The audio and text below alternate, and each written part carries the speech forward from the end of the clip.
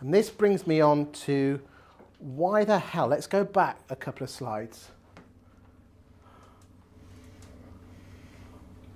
We've gone from 6.5% to 14.6%, okay? You, in this room, have benefited from that growth in the private rental sector. The question is that figure going to grow or is that figure going to drop? Because if it's drop, you're in deep doo-doo. I know I don't look it, but I'm 46 years old. And You look it. it was a tough paper round. Bless you, my child, you'll go far. So, when I was in my early 20s, the first thing I did after coming out straight out of university is that you saved like hell, you went without. You had the bottom drawer, who here can remember the bottom drawer, and you went without the holidays, and you saved like mad because all your friends were buying houses at the time, and you saved your 4 or 5 grand for your deposit, 95% mortgages, because that's what you got. You went with that for 2 or 3 years and you built yourself up a deposit. You went to bank and mum and dad and they gave you a couple of grand. And you saved like hell and you bought your house. The question is this, why aren't these youngsters buying houses anymore? Because if they're not buying at the bottom, it's really hard for everything to go through. You know, the terraced houses buys the semi buy the detached buy the big detached, and then the bungalow, and then they carry you out in a box. So, it's true, it's live. So, here's a straw poll. If you ask anyone, why aren't the youngsters buying anymore, they come up with 3 reasons. So I'm going to ask you those 3 reasons now, and I want you to put your hand up on which one you believe is the reason why first-time buyers are not buying. So, first one, property's too expensive. Second one, job mobility. Third one, lack of deposit. Good, right, good. Okay. 95% mortgages and 100% mortgages. Who here can remember the Northern Rock 125% mortgages note from your mum?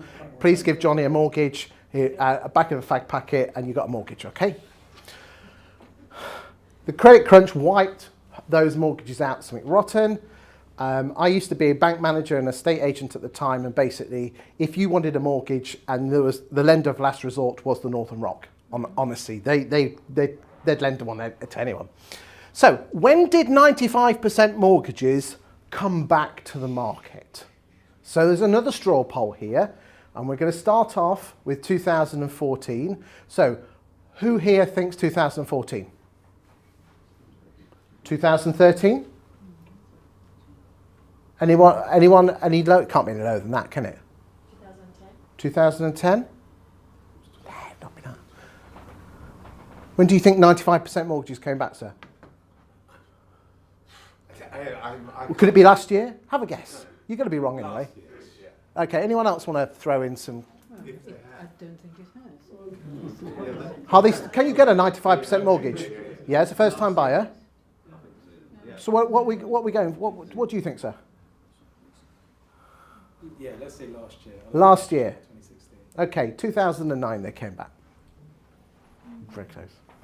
Very clever. I'm not joking here. 2009 is when 95% mortgages came back. They were away for about 3 or 4 months. You're going to say, well, yes, but you've got to jump through hoops. Of course you've got to jump through hoops. You're borrowing 100 grand, 200 grand. Yes, with Northern Rock, can you give Johnny a mortgage, please? Oh, yes, here's 100 grand. Oh, we'll give you 25% extra, so you can do it up. Or spend it on fast cars and fast women, and the rest you can waste. Yesterday, I went on to Money Supermarket. Shouldn't do that. And I looked at what the first-time buyer rates were. These are not help to buys. This is not get a note from your mum. This is not anything, put your granny must have 100 grand in our bank. These are good old-fashioned 95% mortgages. Okay? Okay? 95% mortgages, which you have to jump through hoops, which is pay your bills on time, have no credit card, county court judgments. Call me old-fashioned, but if you've got county court judgments, you shouldn't be allowed anywhere near a flipping mortgage as a first-time buyer. But if you've kept your nose clean and you have paid your way, you will get a mortgage today. Yes, you have to go in and you have to get out your bank account statements and then go through forensically. Yeah, to see if you're not having payday loans and things like that, because they want to know that the house isn't going to get repossessed. Now, some of you in this room, not many of you, but some of you in this room can remember 1992 when mortgage rates were at 15%. Some of you in this room can remember mortgage rates of 17% in the late 70s. That doesn't look that bad to me. Now, if you read the Daily Mail says, yeah, you need to put 30% down to get the sexy rates. You've always had to put 30% down to get the sexy rates, 1.5%. But again, I don't think 2.89 fixed with £195 application fee is bad at all, I don't think. Do you think it's not bad, is it? These are publicly available. There were actually 144 first-time buyer mortgages. Okay, so I went on to Rightmove, my favourite website. Love Rightmove. And here is a bog-standard one-bedroom apartment in Buckland Hill. Sold £130,000. Well, that was the asking price, okay? So what I did is this. I went on and said, let's assume I bought this for £127,000 and I need to raise a deposit of £6,375, which is a lot of money. How much is the new iPhone X? 999. Okay, and how much is it on it's £88 on if you want to have a contract. And then, how much is the holiday to Benidorm? Well, probably not Benidorm, Reefy. And life's full of choices.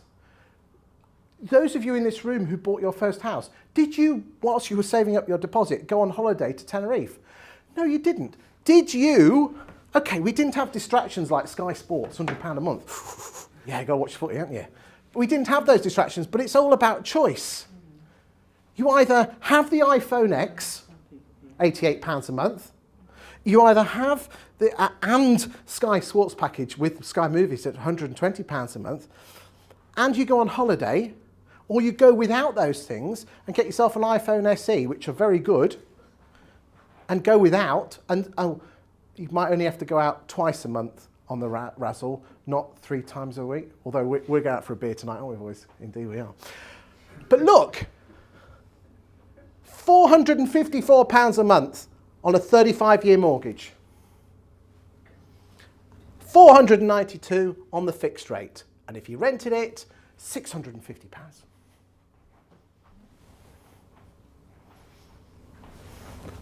£454, £650. And you need to save yourself a deposit of £6,000, which is a lot of money. But when I bought my house 20 years ago, my deposit was £3,500, £4,000, which in real money terms, because wages have gone up, is about the same. So it's cheaper to buy than it is to rent. You can get a mortgage, so why the hell aren't these youngsters buying houses anymore? This is why. So I want to step back in time and have a look at the proportion of who has owned what in the UK going back to the end of World War I. The dark blue is private rented. The graph checks is owner occupying, and the bit in the middle is social housing, because we can't call it council housing anymore. But can we just agree to call it council housing here? So if you look, 1918, 25% of houses were privately owned and 75% were privately rented. As we go through the 30s, the number of homeowners steadily increased and the number of council houses increased. Remember, this is proportion. By the 1950s, 50% of houses were privately rented and 30% or 32 or somewhere around there were owner occupied. Then, after World War II, we had an explosion of council house building where the councils were building over 250,000 private council houses every single year. And what happened was owner occupying went up, but so did council housing, to a point where it actually got to its highest peak, council houses, back in 1979. What happened in 1979? Rent out. Sorry? Was it the rent out? Okay. Think of politics. Maggie Thatcher. Margaret Thatcher, in 1979, gave the right to buy your council house. Go back, look at what happened in 1979. You'll see from 1979 the proportion of council houses started to tail off. You see, the thing with council housing is this. You move into the lovely three-bedroom semi in the nice housing estate in your 20s. You have kids. The kids then leave, and then when you're in your 50s, you leave the three-bedroom semi and go and live in the bungalow, and then another family comes in behind you to rent the house. You then live in the bungalow until you die, then they carry you out in a box, and then the couple that moved in before you go and move into your bungalow, and it just keeps recycling all the way around, and you keep the house remains in the council stock, and everyone keeps the house. But what happens if you sell it? You're taking a house out of the system. And what you tended to find is it was only the nicer houses in the nicer areas that got bought. The ones in the not so nice areas didn't tend to get bought. So what you'll find is that the number of council houses tailed off throughout the late 90s and into the early 2000s. But have a look at the private rented sector. Notice how it was in the 1995, 96 when it was around 8% and it started to grow, and see how she has grown since. So in 2008 we were at about 11% and now we are there at about 17%. So when somebody says by 2025 we are going to be at 25%,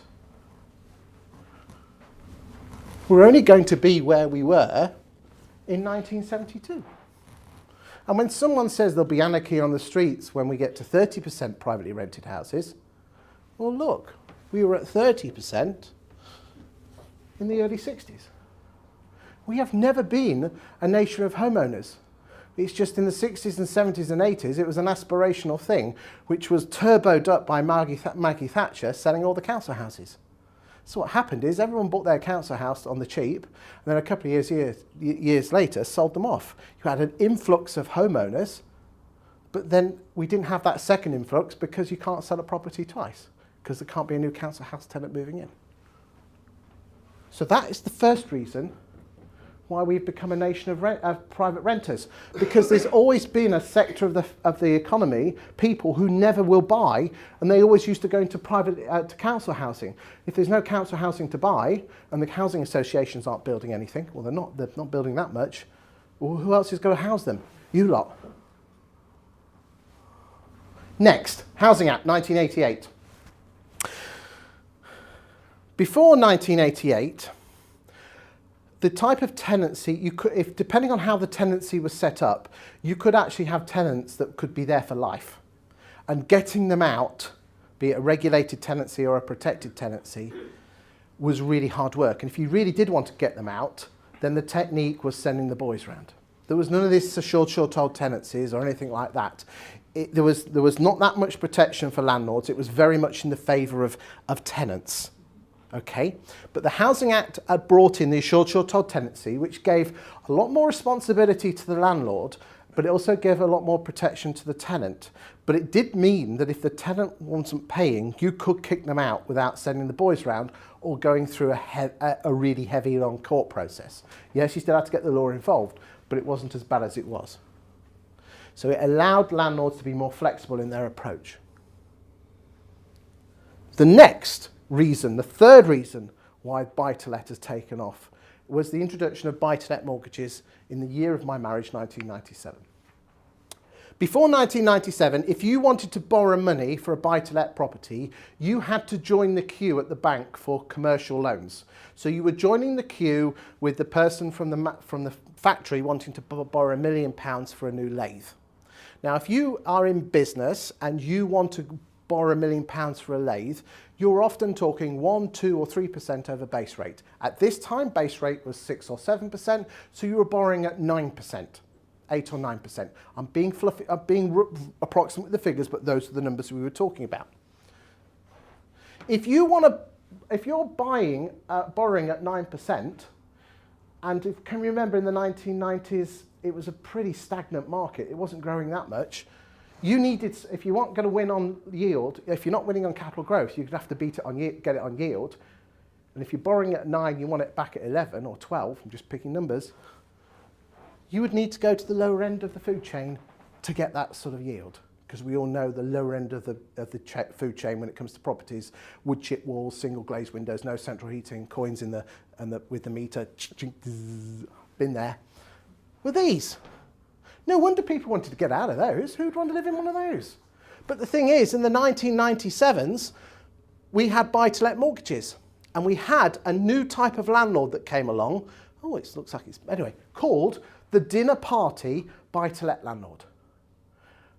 Let me just go to let's go to Allington, which is the real posh area of Maidstone.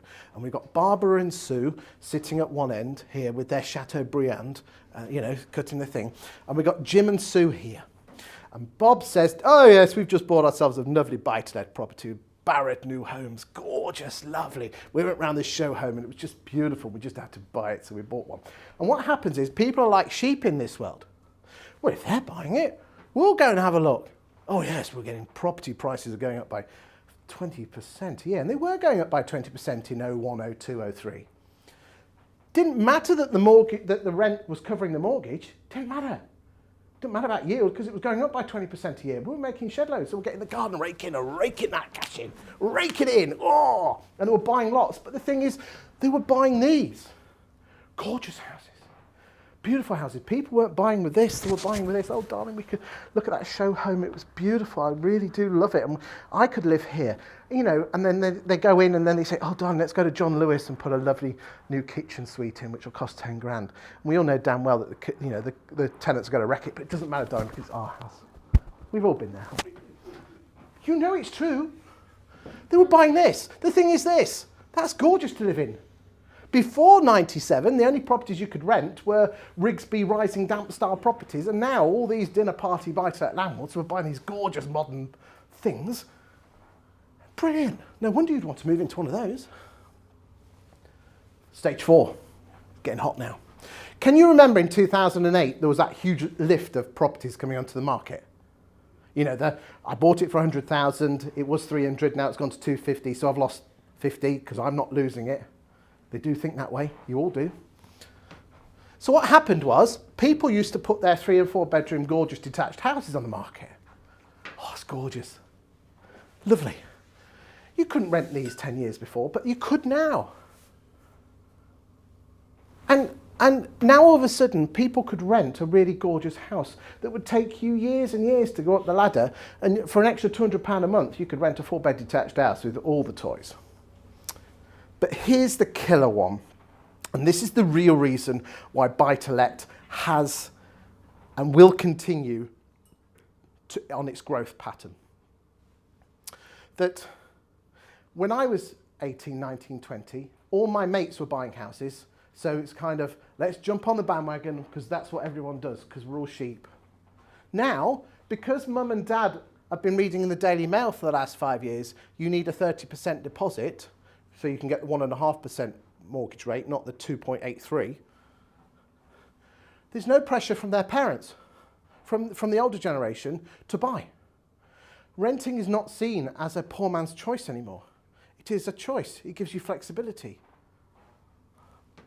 And because bad news sells newspapers, no wonder the Daily Mail, let's be honest, every day, Mondays is Diana Day, Tuesday is Immigrants Day, Thursday is Brexit Day, and Thursdays woe betide the property market. It just goes on a rotation. Same stories for the last 5 years. And that's what's been happening. There has been a massive change in the attitude to renting.